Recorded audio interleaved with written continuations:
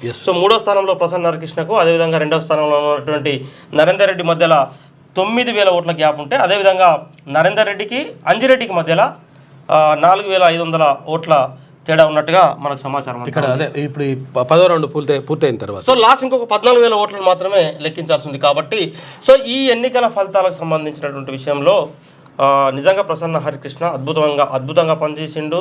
So అనతి కాలంలోనే 2 ప్రధాన జాతీయ పార్టీలకు సంబంధించిన అభ్యర్థులను కోట్లాది రూపాయలను వెదజల్లిన, అదేవిధంగా హంగు ఆర్భాటాలు, కార్యకర్తలు, క్యాడరు, లీడరు, సో ఇవన్నీ ఉన్నప్పటికీ కేవలం 90 రోజుల్లో వచ్చినటువంటి బీసీ ఉద్యమ చైతన్య ఫలితంగా 2 ప్రధాన పార్టీలకు, అదేవిధంగా తెలంగాణ రాష్ట్రంలో ఆధిపత్య వర్గంగా ఉన్నటువంటి ఆ వర్గాలకు గట్టి పోటునిస్తూ ప్రసన్న హరికృష్ణ అద్భుతంగా పనిచేసిండు. సో ప్రసన్న హరికృష్ణకు నిజంగా ఇంత భారీ సంఖ్యలో ఓట్లు రావడం ఇప్పుడు ప్రధాన పార్టీలకు సంబంధించి ఒక పరీక్ష ఎదురు కాబోతూ ఉన్నది. కాబట్టి సో చూడాలి. సో ఫైనల్గా ఈ రిజల్ట్ సంబంధించి ఒక్కొక్కరికి ఉన్నటువంటి లెక్కలు వేసుకుంటా ఉన్నారు. సో రకరకాల లెక్కలు, రకరకాల అంచనాలు, సో ఇవన్నీ కూడా ఉన్నాయి.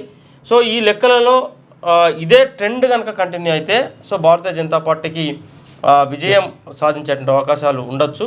అయితే ఇక్కడ ఒకటి ఆసక్తికరమైనటువంటి విషయం, కరీంనగర్ గ్రాడ్యుయేట్ ఎమ్మెల్సీకి సంబంధించినటువంటి అత్యంత ఆసక్తికరమైనటువంటి విషయం ఏంటంటే 6 రౌండ్ల తర్వాత బీజేపీ అభ్యర్థి 7,500 నుంచి 8,000 మధ్యలో ఆధిక్యానికి వరకు టచ్ అయిండు. ఆ తర్వాత నీకు 7వ రౌండ్ నుంచి బీజేపీ అభ్యర్థి క్రమేణా తన ఆధిక్యాన్ని కోల్పోతూ ప్రజెంట్ 10వ రౌండ్ పూర్తయ్యేసరికి 4,500 ఓట్ల వరకు వచ్చి ఆగి ఉన్నాడు. కాబట్టి ఇక లెక్కించాల్సిన ఓట్లు కేవలం 14,000 ఓట్లు మాత్రమే ఉన్నాయి మొదటి ప్రాధాన్యతకు సంబంధించి.